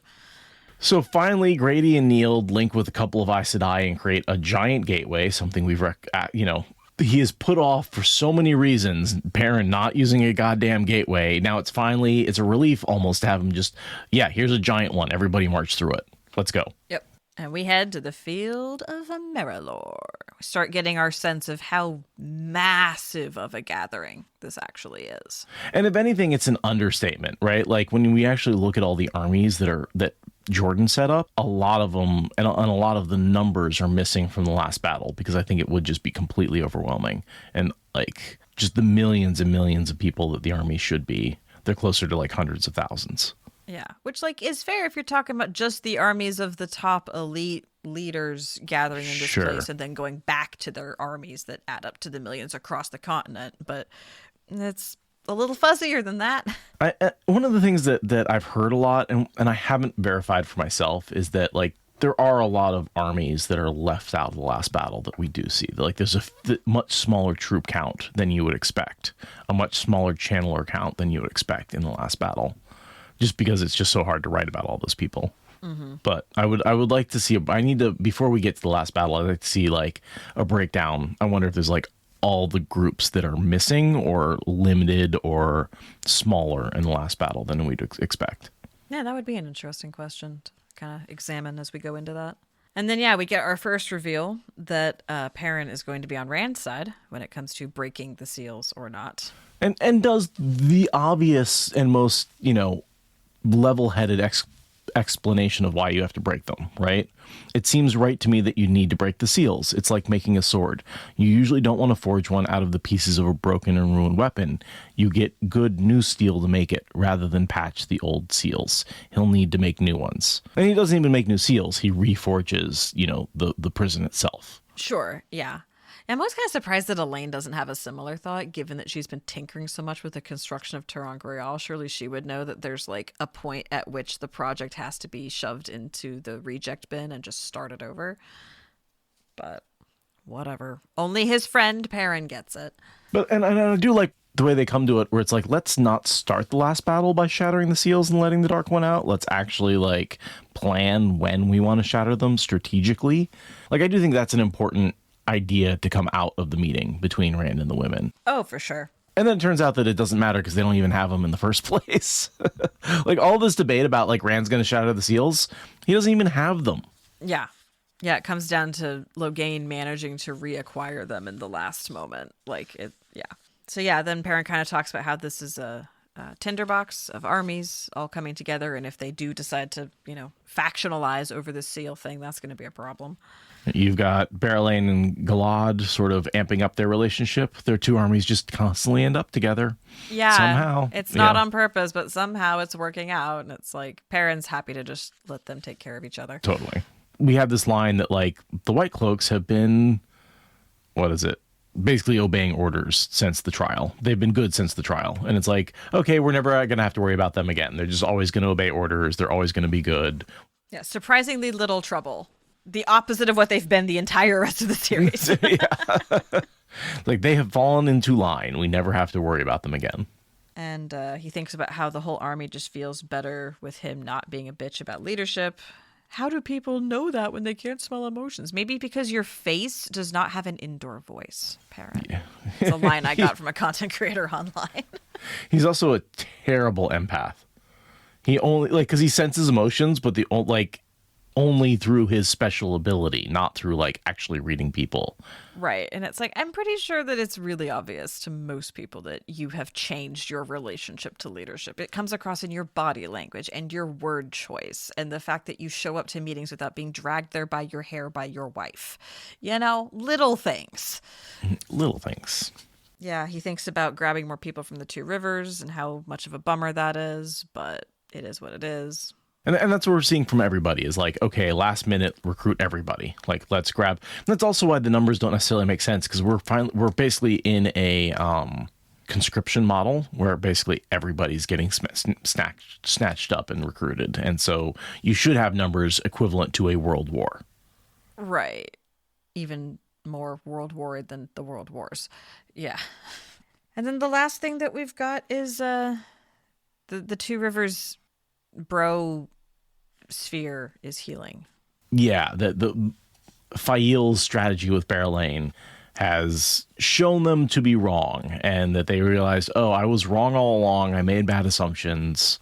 Despite the fact that they're not actually being friends, they assume that if the cheating happened, the two could never be faking the friendship as much as they are. And so they apologized to Perrin for assuming he was a cheating bastard.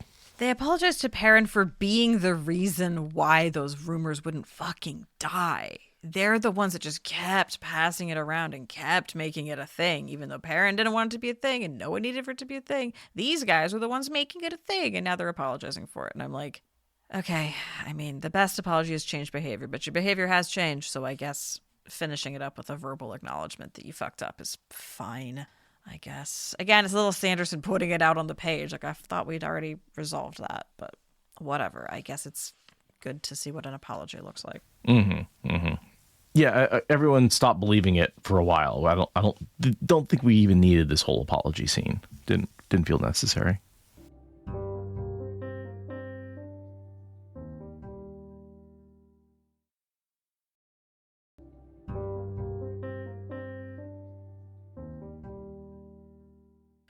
And with that, we can transition to our last POV of the chapter, which initiates the Tower of Genji sequence. The Tower of Genji. So the end of this chapter and then the next 2 chapters are the Tower of Genji.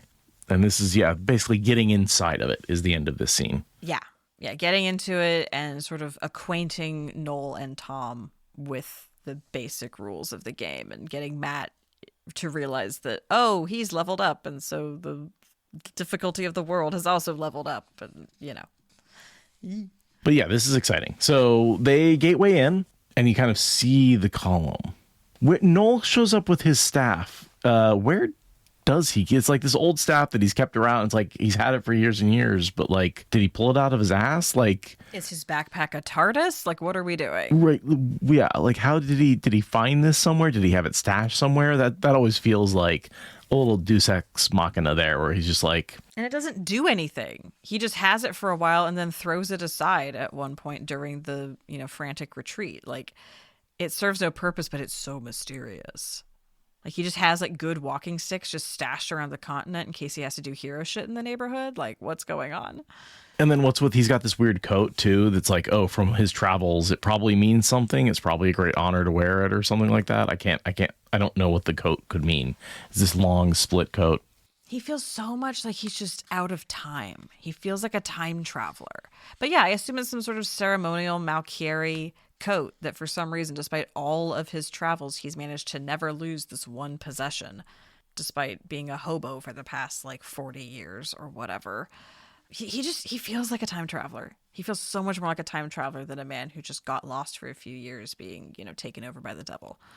Yeah, because you think of the death of Malkier as being something that happened a long time ago, not 30 years, 25 years, Which it did, Land's experience, proves the point of, it wasn't that long ago, but Noel just feels distant. But yeah, I assume it's a Malkieri coat that he's wearing. Sort of, because he was this great hero of Malkier 40 years ago. Yeah, or whenever it was, yeah. Whenever it was, because, the fall of Malkier was when Land was a boy, and Land's about in his 40s, right? So when Land was a baby. A baby, right. He was an infant, whereas Jane Farstrider was an adult who was mixed up in the politics of what went down to bring about the fall of Malkier, right, I think. Right. One would assume in his 20s or so. Right, so yeah. One would put him in his, late 60s, early 70s. Yeah. Yeah. And yeah, Tom went with his Gleeman's clothing because that was how he met Moraine in book 1. Although, we've concluded that they must have met before that, but clearly that's the impression he wants to be returning to.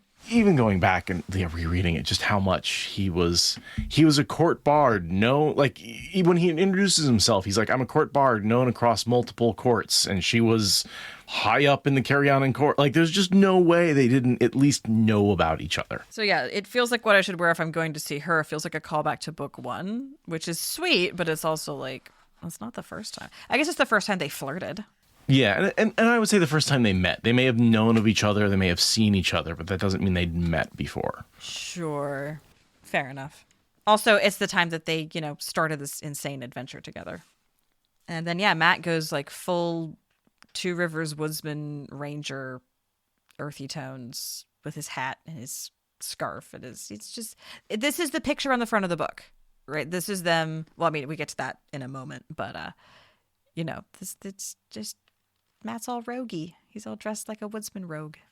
I thought it was an interesting line. Does the tower reflect too much light? That some of that light is coming from inside, or it's that weird otherly world version of the Tower of Genji. It was really cool, and I like the coming back around to them seeing it on the boat in Eye of the World. This is a really cool way to bring that full circle and bring that reference around. I feel like we spent a little too long on Matt knows the Tower of Genji when everybody else in the world knows the Tower of Genji. Why was that a prophecy that he would be able to figure it out when it's Perrin knows where it is. Bael Domon knows where it is. Anyone who's ever sailed up and down that river knows where it is. It's a pretty big landmark on that river that everyone can see. Yeah.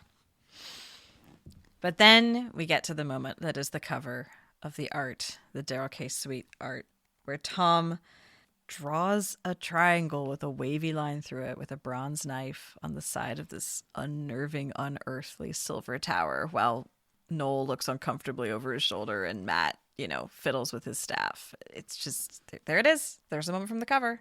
Huge payoff for the games of Snakes and Foxes that has been introduced, so long ago in this series. And it's had that opening symbol was drawn ages and ages ago. I swear to God, the whole point of Oliver is just to introduce us to this symbol and to open up this door. Like, that's why he exists as a character. Yeah, it's like a quarter of the reason why Birgitte exists is to give the info about how to get in and how to deal with the trickery. No, it's so many things had to happen to lead up to the rescue of Moraine. That's why I think her influence at the end should have been a little more significant, but yeah, because so much had to happen for this. Yeah, and I love the little moment of anticlimax where they draw the symbol on the thing and then a palm-sized little hole opens up and they're like, oh, we gotta cut. We gotta make it bigger. The triangle literally has to be big enough to be the door we walked through. It's a really funny little Oh, can you squeeze through that? Nope. Okay, draw it bigger. It's such a big momentous moment, and then boop. It's really funny. Yeah. And then we get the invocation, and so we begin the game that cannot be won. Courage to strengthen, fire to blind, music to dazzle, iron to bind, and Matrim Cothan to bloody even the odds. What a great way to start that. Do you think there's any significance to the fact that it takes 7 heartbeats for the doorway to open? 7 seconds? 7... Yeah, some sort of... It takes a minute for the connection to come through, and why would it not be some sort of like metaphysically magical interval of cosmic seconds? I don't think there's anything too significant. It just has to take some amount of time. Instant seems too fast. The only thing I'll make that an equivalent of is with Sanderson in Stormlight Archive. When they summon their shard blades, it takes 10 heartbeats. And it's interesting that he measures in heartbeats for some mystical appearance to happen. 7 versus 10. I don't know if this is related, but... 7 ages on the turning of the wheel of time. Yeah. 7 and 13 are both very significant numbers in Wheel of Time, so... Yeah. So, they hop on through. Mm-hmm. And we're in a third place, which this sort of tells us a little bit about, to me, the function of the Snakes and the Foxes, right? Because he describes all 3 here, which is actually really, really nice. This was not like the first place he had visited, with its twisting coils and circular doorways. So you have something that represents roundness and twisting.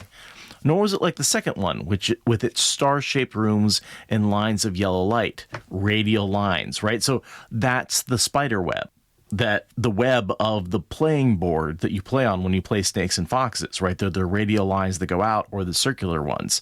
And the snakes live in the radial lines and the foxes live in this, or vice versa. Whichever one is which, yeah. I would assume that the snakes are in the curvy place and the foxes are in the pointy place because pointy. Yes, that would be correct. Yes, because he visited the snakes first, and yes, so the snakes are in the curvy place. That makes sense. The foxes are in the pointy place. But that web is supported by a trio of towers. Sure, like a spider web is guy wired off of a couple of points. Yeah. Exactly. And so he's inside the tower that's supporting the spider web. That's what the Tower of Genji is. It's one of those towers that the spider web is strung between. So does that mean that there's 2 other towers in his world, or is each of the towers like in a different dimension for where it plugs in? That's a really good question. I would bet that there's 3 other towers of Genji, like on other. This is probably one in Shanchan. There's probably one in Shara, or one in the Land of Madmen, or something. Or what? Yeah, something like that, right? Like there's 3 towers in the world, or they could be in other worlds, right? Like I don't know that for sure, but yeah, I don't see one in Teleron Riyadh, but then no. Nah, that doesn't make sense to me. Teleron Riyadh is too universal. Yeah, that because there is one in Teleron Riyadh. It's the reflection of the one in the real world. Yes. Right, yes. So. But yeah, I like the idea of there being 3 in this world that are just geographically scattered. Maybe one's even like in the ocean because of, the breaking. Like Right, that no one can ever get to. Right, yeah. But I don't like the idea of there only being one in the world if there's 3 in the reality of the Eolfin and Aelfin's world, the Finnland. And that makes sense that you have like 3 ways in. You got the red doorway, the 2 red doorways, and then the tower. So maybe somehow the doorways are linked to those 2 towers. No, because we see the melted doorway inside the other space. Right. But maybe that's like the tip of the tower. Like that's where if that's where the connecting point between the tower and the web is. Sure. Yeah. Yeah, totally. Maybe.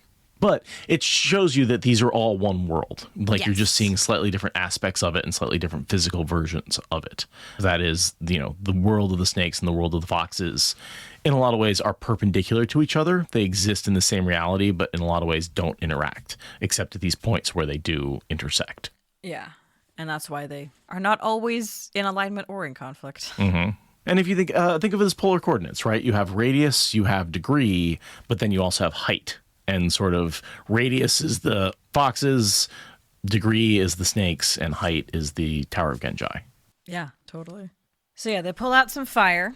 They start with the easiest thing to mess with. They do a little experimentation with the doorway, getting in and out. That doesn't mean anything later, but you see them trying to be cautious. You see them being really careful, and that care falls away as things get more desperate over the course of this sequence. And being able to draw an exit is also how he gets out. He just uses Ashendari instead of... Yeah. But that symbol is still the doorway that he uses to carve. He uses Ashendari to carve the symbol of the doorway to get out when he does get out. Yeah. There's so many hints in this part about how they're going to get out, about how to get out, how to get out. Here's how you get out. Here is how you get out. And then we have to lose Noel before Matt figures it out. Sucks. Yeah. He even says, oh, they gave me a way out, but he couldn't figure out what it was. And then they left me hanging from the Ashendari. It's like he literally says, like, yeah, I'm actually... This is one of the more impressive feats for me because I actually got tricked. All of this reading, all of this study, when I read that the Ashendari was the key to get out for the first time, that blew me away. That was a effective twist I did not see coming, and yet was perfectly and incredibly obvious based on the rereads and based on the phrasing of what he was given and the fact that he was given a way out and like he was hung from the Ashendari, and you're like, well, they ejected him. That was his way out. And it's like, no, they ejected him so he wouldn't figure out that the Ashendari was the key to getting out. Yeah.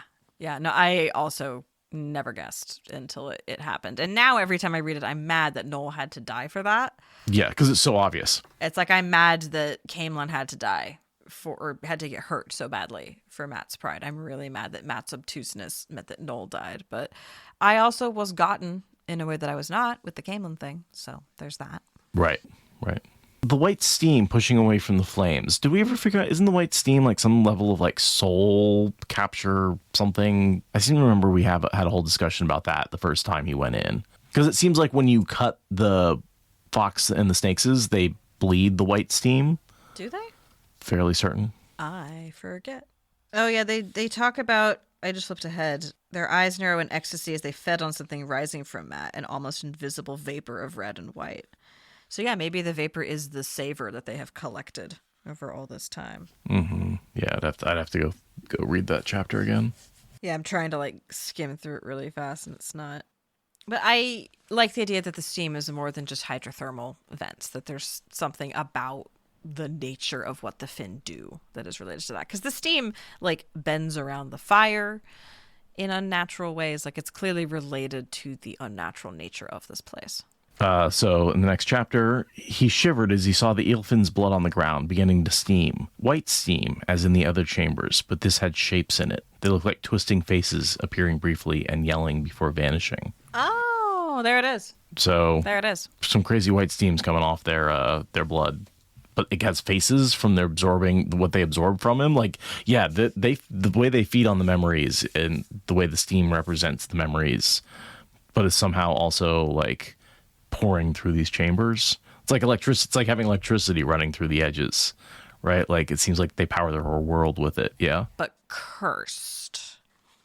So yeah, they make their way through the hallways, trying to find their way to somewhere Matt recognizes. They're being very twitchy. They have a strong feeling of being watched. And then Noel tries to be all Boy Scout about it and says, "I can make a map." And they do the mapping thing. And then Matt says, but these guys are the Finn. So they use the map to go back to where they were. And it doesn't work because the Boy Scout rules do not work here.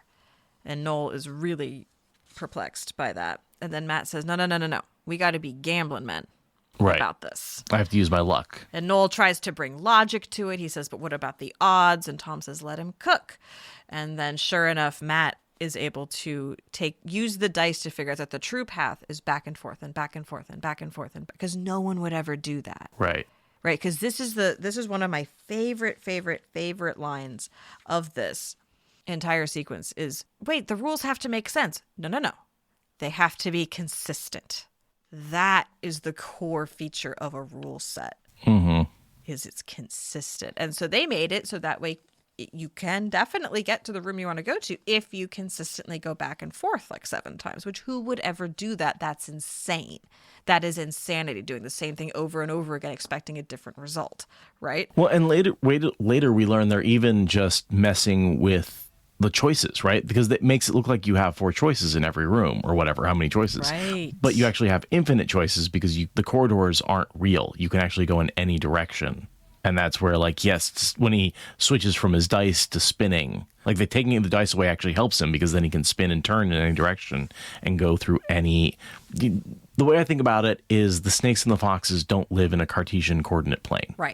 Right. And so you have to map their world onto some sort of fractal or folding geometry or nonlinear space-time, right? And so if you draw a map on a flat plane, you're assuming a Cartesian coordinates. It's never going to work.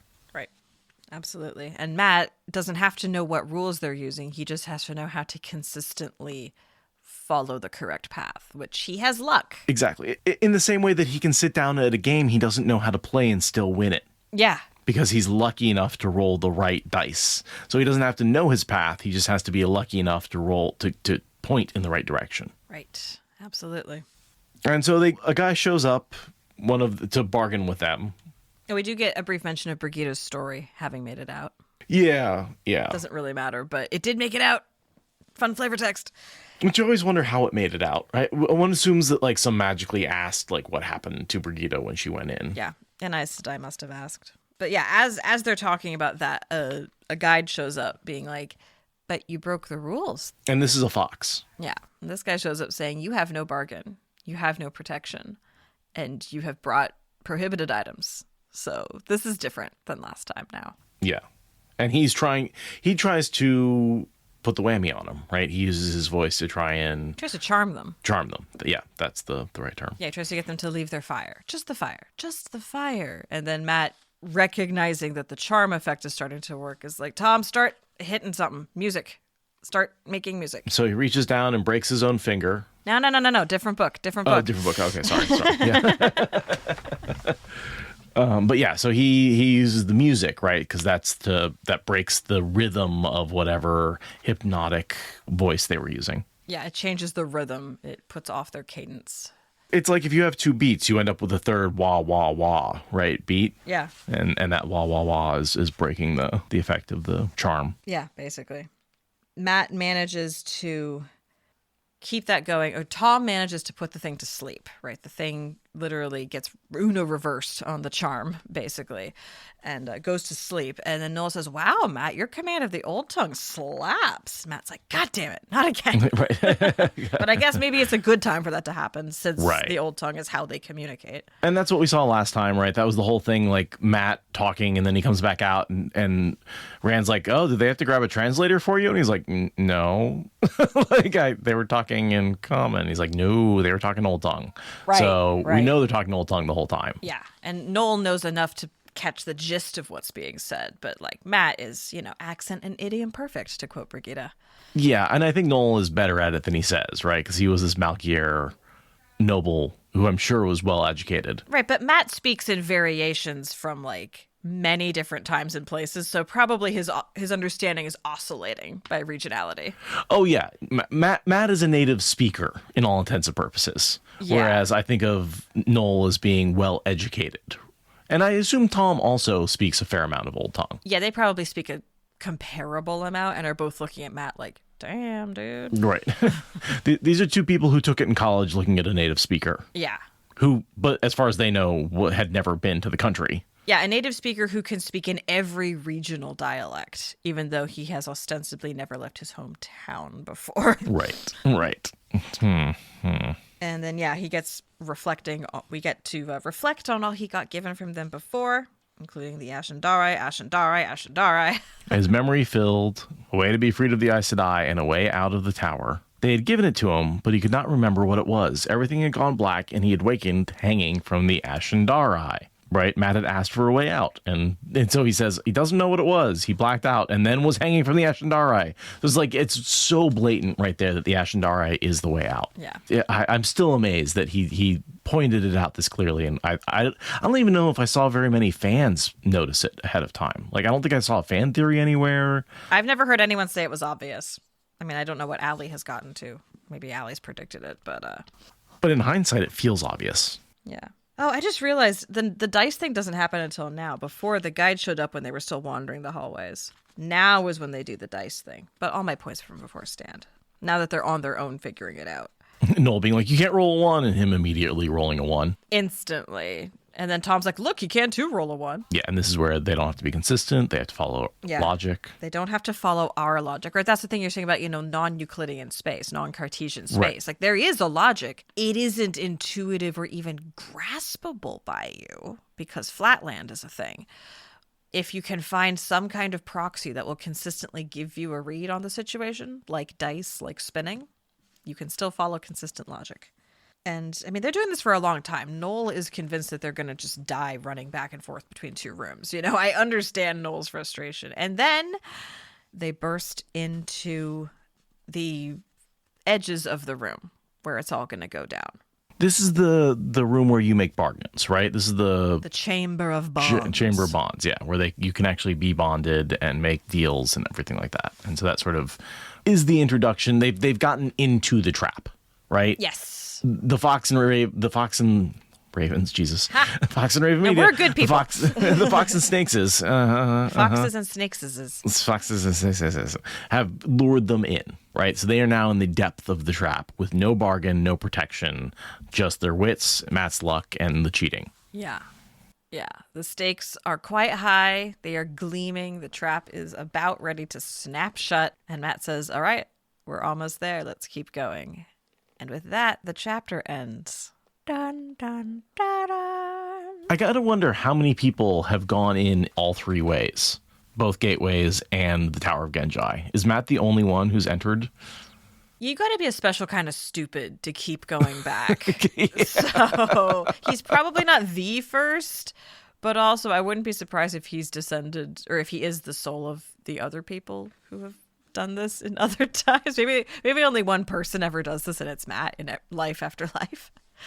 But yeah, going in all three ways, like, you gotta be a special kind of not having a sense of self-preservation for that. And then, yeah, just a lot of threes, right? You got, 3 ways to enter, the 3 towers, the 3 people going in. The 3 ways of cheating. The 3 ways of cheating. Yeah, this is very much like the rule of threes. Which you've seen a lot of fantasy and a lot of, like, especially with the fairy folk, like, the rules of 3 is super important. Oh yeah, no. 3 is a sacred number going back to, like, real magic and mythology from prehistory times. Like, 3 has always been a very powerful number. So yeah, with that, I think we can close out the recording that we made on the 9th anniversary of the first published episode of the podcast. Thank you everyone so much for being here. I know there are some of you who have been here since the beginning. I was telling my mom about this earlier, and she asked, is there anyone who's still around since the very, very beginning? And I'm like, well, I joined within the first year, and I know there's some other people who joined around when I did who are still around. So yeah, there's definitely a small core of people who have just never left, or people who have left and come back. Thank you, everyone who has done that for all of these years. It's bonkers. Yeah, every once in a while I hear from someone who's like, oh yeah, you said this on the latest episode. And I'm like, oh my God, you're still listening. That's amazing. Thank you. Yeah, so one more year of this ridiculous journey. Thank you all for being here and continuing to be engaged. And yeah, we'll see you next week.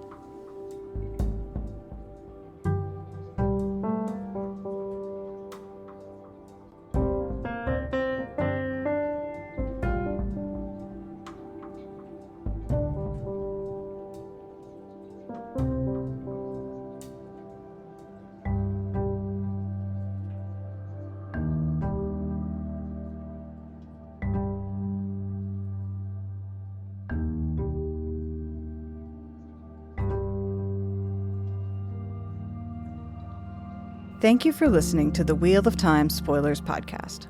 Please rate and review us on your podcast app, and consider supporting us on Patreon for ad-free episodes. What Spoilers is a production of Fox and Raven Media. For more podcasts from Fox and Raven Media, visit our website at foxandravenmedia.com.